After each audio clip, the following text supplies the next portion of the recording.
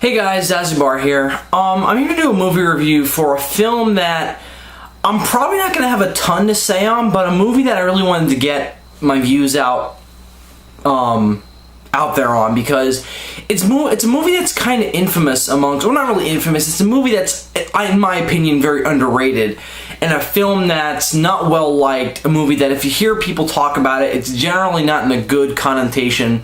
So I wanted to do a review of this film because A, I think it's underrated, and two, it relates to this month a little bit. October, I've been trying to focus my channel around Halloween, Universal Monsters and such things as that. Now, this movie is not really a horror movie. I suppose I should just say what we're going to be reviewing today. Today we're going to be reviewing the 1992 adapted film Memoirs of an Invisible Man.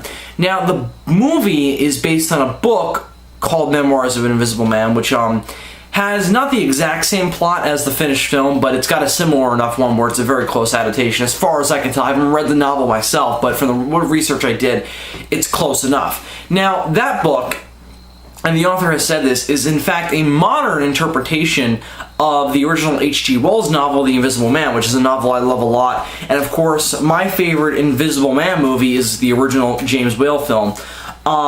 Not that was the first. There were movies before that not based on Wells' novel, but stories about invisible men. And but that 1933 film is not only my favorite, but I think it's the most well made. Now, Memoirs of an Invisible Man, the movie, because again, I haven't read the book, so I can't judge how that stands up against Wells' novel. The movie stands up against the Whale film and other Invisible Man films I've seen as a different sort of thing, because usually, like movies like Hollow Man, for example, which is more of a direct remake of The Invisible Man, the said Invisible Man generally either goes insane or is not exactly the protagonist. Or he is the protagonist, but he's not really the good guy. Generally, they're either criminals or they're murderers, or they're both. Like, for example, in the Whale film, Jack Griffin is not presented as villainous, it's just that he's doomed by his own nature, thus by the invisible serum he has. And his invisibility drives him mad, and that prompts him to do bad things. And I consider the Whale film to be a horror film because there's a lot of murder in it, there's some scary ideas in it, and while the film, like most of the Universal films, isn't intrinsically scary, it has horrific ideas, therefore I consider it a horror film. Also, the atmosphere around it does bring about the films of the period, and generally the Invisible Man, the Griffin version, is generally locked in with the Universal monsters, Dracula, Frankenstein, Wolfman, Mummy. He's usually in that pool, so that's why I consider the Whale film to be a horror film. Hollow Man is in that as well, but again, that's more of a direct remake.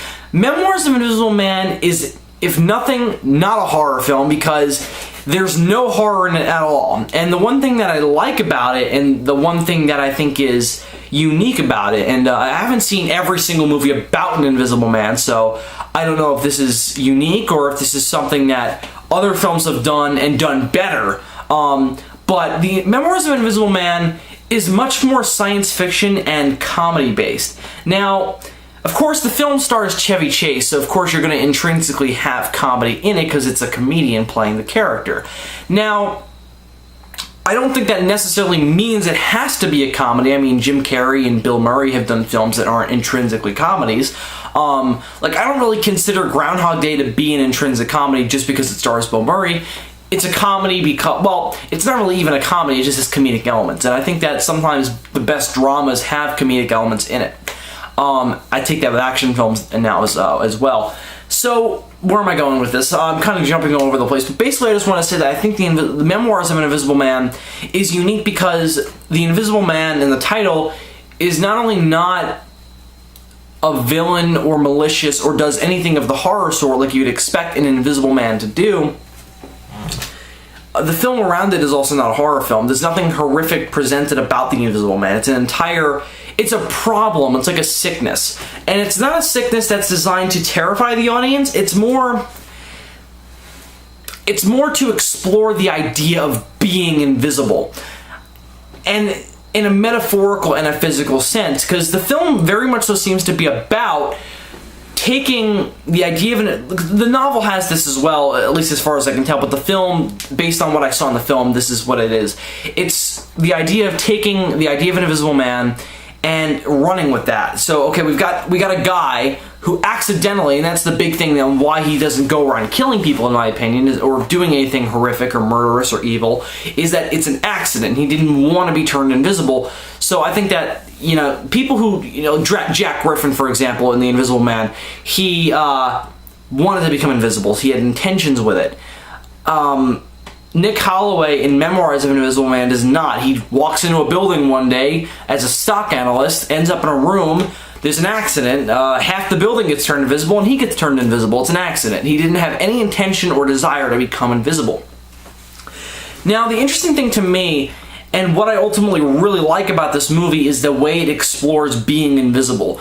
And the thing is that a lot of people, a lot of films, both interpret and present the idea of being invisible as fun or as beneficial to the person who is invisible. This was the only film I've personally seen. Again, I'm not saying I've seen every single movie featuring an invisible man out there. This was the only one I've seen that, excuse me for my bad grammar, I've seen that explored specifically the problems of being invisible. What's the bad part?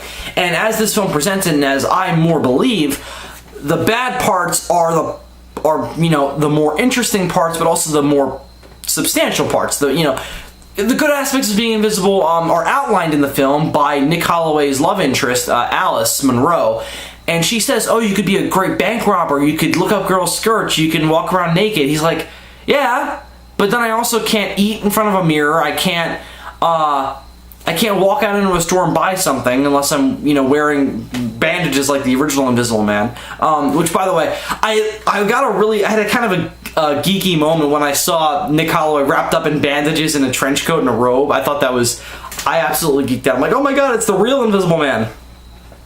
I don't know, I geek out whenever I see an Invisible Man. It doesn't necessarily have to be the Jack Griffin character from the original, but, of course, that's my favorite version. But whenever I see this, like, an Invisible Man wrapped up in bandages, I always geek out because I think of the whale film. Anyway, so back to Memoirs of an Invisible Man. Again, that's the main thing I like about it, because it comes in at invisibility from a different angle. It comes into it with, alright, yeah, here's what you could get out of it, and here's the problem with it. Again, you can't eat in front of a mirror, you can't really eat foods that you can see being digested because that's disgusting. I really like those ideas, and the big idea that I thought was the most interesting, but one of my problems with the film, is that Nick Holloway was invisible before he was invisible, as is said by the Sam Neill character. Sam Neill was Alan Grant in Jurassic Park, and in this he plays a CIA agent. I'm not sure exactly who he is, but he's basically a government head honcho who is trying to track down Nick to reverse engineer the invisibility and turn secret agents invisible, because, that would be really helpful. And he says that he's going over Nick's personality profile. He's like, wow, he was invisible before he was invisible. And the reason why he says that is because, one, he didn't have any close friends. All his family and relatives were dead, or he didn't speak to them anymore. And he didn't really devote himself to his work either. As he says, he kind of liked to play things fast and loose. And we see that in the film briefly at the beginning. Now, hands down, my biggest problem with the film is that while it does focus at a specific angle of the invisibility, it doesn't go about it in a clean way. Like, it's not a very tight film. It feels like there's a lot of dropped ideas, and that's one of them. It's brought up again and again, but you don't really feel the impact of it. You don't feel like Nick was invisible before he was invisible. For one thing, I don't think we spend enough time with him before he's invisible.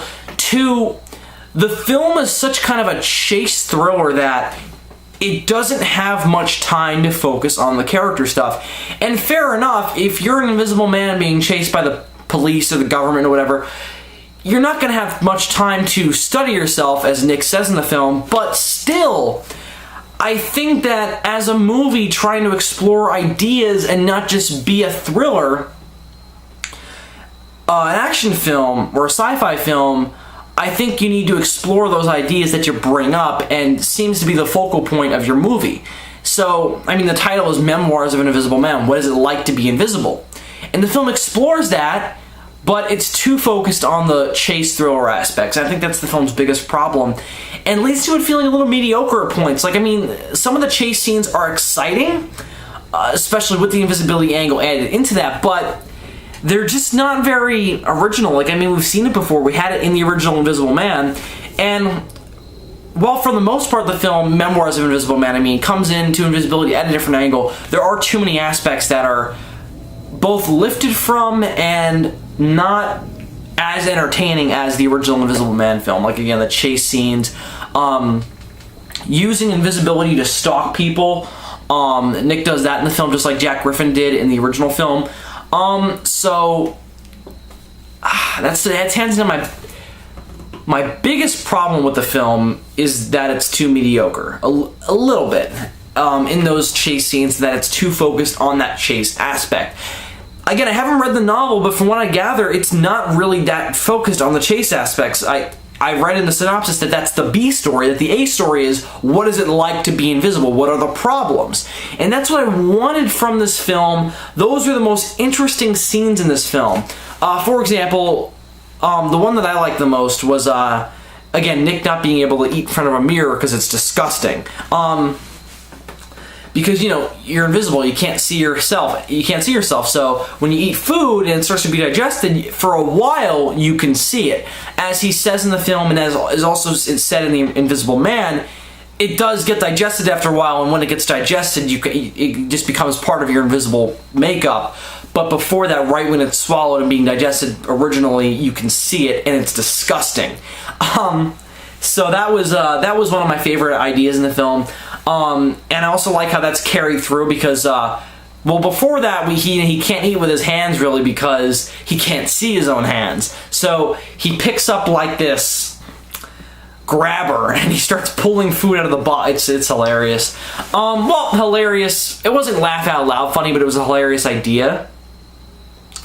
And then after that, when he's, basically what happens is Nick, on the run from the government, goes to stay at his friend George Talbot's house, and he, alone of course, he doesn't want anyone to know he's invisible, so he breaks into his house, and he stays at his summer house where no one is, and he has to call in to have groceries delivered because, you know, he can't go to the store and get it because he's invisible. So he has it delivered to the house, and he asks for clear foods, and the guy on the phone says that he doesn't know what he means, like, you know, transparent foods, because, you know, the more transparent it is, he can't see it as well, so one, it digests quicker, and then two, of course, you can't see it, so it's not as gross. So that was one idea that I was glad they carried over. But again, all in all, I feel like the film was too focused on the chase scenes for its own good. I think it would have been better off just being more about the problems associated. And again, from what I understand, the novel was like that. The last two things I want to cover is one, Chevy Chase as Nick Holloway, as the Invisible Man. This is one of the biggest things with this movie that will either make you love it or hate it, if you like Chevy Chase as an actor and as a comedian. If you don't like Chevy Chase, do not watch this movie, because Nick Holloway is not so much a character as a character written for Chevy Chase, in that, you know, he's kind of a sleazeball with a good heart, if that makes any sense. Kind of like how he plays Clark Griswold in Christmas Vacation and the vacation films. A little not as brought to the surface as it is in those films, but it's a similar enough role where you can tell that the script was written for Chevy Chase. So I love Chevy Chase as a comedian and as an actor, so I think that's ultimately the biggest reason why I like this movie so much. I think if you don't like Chevy Chase, you're not going to like this movie, and I don't recommend it. But if you do like Chevy Chase, I say go for it. I think it's, I think because he's the actor in it, and because he brings such a personality into Nick Holloway, and just a personality and a flair and you know, really believable and interesting reactions to being invisible, that I think he kind of carries the film. So that was the big thing for me that carried the movie, was the fact that Chevy Chase was the Invisible Man. So again, I think if you don't like Chevy Chase, you're not going to like this movie at all, because this character is very much so. Basically, this movie is Chevy Chase if he was invisible. So I love Chevy Chase, so that's why I really like this movie. If you don't like Chevy Chase, you're not going to like this movie. So there's that. The second thing that bugs people, and something that bugged me on my first viewing, the second viewing I understood it more, was the actual invisibility itself and the way, by the way, this film was directed by horror and science fiction legend John Carpenter. He directed the 1982 remake of The Thing. And this was one of his considered bomb films. Like, this movie didn't do that great at the box office. It was critically panned. So this was one of his lesser films. I personally really like it, but as a general consensus, it was one of his lesser films. So, where was I going with this? Oh yeah, the way John Carpenter shoots it, it's really interesting because Nick Holloway, the way he gets turned invisible is generally it's like a chemical thing. Like someone will inject themselves with something and that'll turn them invisible, like in the original Whale film. But with this, it's not that way. What happens is Nick is a stock analyst, and he goes to this corporation to check out their stock to see if they're worth investing in. And he's hungover from the night before, and he goes to lay down in the men's room just to take a little cat nap just before he can really analyze the stock. He needs to get rejuvenated. So there's some kind of accident, like a nuclear accident, and somehow, it's not explained, it's really not important, is the building gets turned invisible. And, well, parts of it do. And since Nick is the only one who remains inside while this thing is happening, he gets turned invisible as well. Now, the thing that a lot of critics will point out about this film that bothers them and they think is a plot hole / just problem, is that when you see, because here's what John Carpenter will do. He'll sometimes, it's really confusing to describe. He'll show Nick Holloway on screen visible, but he's invisible to everything else around him. We're the only ones, the audience, who can see him. A lot of people took issue with that. One, because that kind of cheats out of the invisibility, because now they don't have to worry about the special effects. They think it's kind of a cop-out. I agree to a degree. And two, people were saying, all right, if he's invisible, why the fuck does he have clothes on that we can't see? I bought this and was like, yeah, that's a problem, until I actually watched the movie. It's very clear why those clothes are invisible. It's just those clothes. It's not whenever he puts clothes on, they're invisible. What happens is, when the clothes that he had on during the accident become invisible. That's very clear in the film, and I'm not sure why people took issue with that, because it's very clearly stated in the film that those clothes are not visible. They're invisible just like Nick is, so he puts them on all the time, so that way, he's not freezing his ass off like the Claude Rains Invisible Man was, because, he didn't have that. He was just invisible himself. So, it makes sense to me.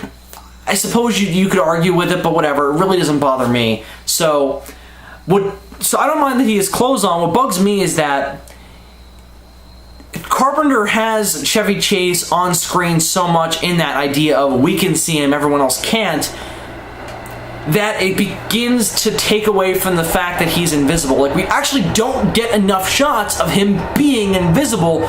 We don't forget that he's invisible, but it has less impact because we see him on screen all the time. So I feel like if this movie wanted to be more effective, I think it should have had that trick less, and it should have been more about the special effects, because the special effects are fantastic. They're seamless. We get plenty of great and intricate shots of him running around with just pants on, him in the rain, him with like makeup on his face. They're all really seamless, and one that impressed me was when he chews gum. That was one at the beginning that really impressed me. So, special effects are great. I just think that they use the whole we can see him, everyone else can't trick way too much, to the point where it's almost not as effective that he's invisible because we see him on screen so much. So, I feel like that was a mistake. I like the idea of being able to see him sometimes, like when it's really necessary. Like, I think if he's alone, it works fine, but if he's in a big crowd, it would almost be more effective to show him being invisible. Actually, that sounds weird. Just not see anything. You don't see Chevy Chase, you just see, nothing. Just like the Rains film. So that was one of my biggest problems with it. So overall, this review was longer than I wanted it to be, so we're gonna wrap it up. overall, Memoirs of an Invisible Man is, in my opinion, an underrated film. I would recommend it on a few bases. One, if you like Chevy Chase, which I do. So if you're a fan of Chevy Chase, I say definitely see this film. You're going to enjoy it. Two, if you don't really have much of an opinion on Chevy Chase, but you really like the Invisible Man concept, I say go for this. This is it's a good exploration of the idea of an Invisible Man. I think it's got some problems. It focuses too much on the chase stuff that I think it doesn't quite succeed in what it sets out to do. And two, the third thing that I'm going to recommend it based on is the special effects are fantastic, and it's just a really entertaining movie. So it's not groundbreaking, it's not fantastic, it's just really entertaining. I recommend it if you like Chevy Chase, if you like the idea of an Invisible Man, and if you like, if you're just looking for just a movie to watch on a Saturday afternoon that's not going to require much thought, that's just kind of a cool movie, one with likable characters, just some cool set pieces, I think that you should definitely check this movie out. I don't recommend it if A, you don't like Chevy Chase, or B, the idea bugs you. I don't know. So and also, if it's really going to bother you, the fact that you see him on screen so much, that then that might bother you as well. So I say view at your own risk. I'm going to give Memoirs of an Invisible Man kind of a biased score because I really, really enjoyed it. I'm going to give it a 4 out of 5. I definitely recommend it if you like Chevy Chase and you like the Invisible Man concept, but if you don't like Chevy Chase, you're not going to like this movie. So if you don't like Chevy Chase, everything I said in this review is mute. But if you do like Chevy Chase, again, I have problems with this movie. It doesn't focus enough on the problems of being an Invisible Man. He's on screen too much, and just overall the film is a little bit, it's not smoothly paced. So that's my thoughts on Memoirs of an Invisible Man. 4 out of 5 for me. I found it really, really, really enjoyable and entertaining. So I think it's a great movie to check out if you're just looking for something to watch on like a Saturday afternoon. I say check it out. I'm sure it's available on DVD or Blu-ray. I had a VHS tape lying around the house, so I just I got curious and checked it out. Ended up really, really liking it. So that's Memoirs of an Invisible Man. So thank you very much for watching or listening in this regard. You don't see me on screen this time. I just wanted to be a poster.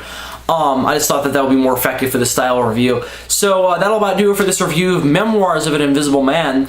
A couple of films I'm thinking of reviewing before Halloween hits us. One, the original Invisible Man I want to review. Two, I want to review An American Werewolf in London.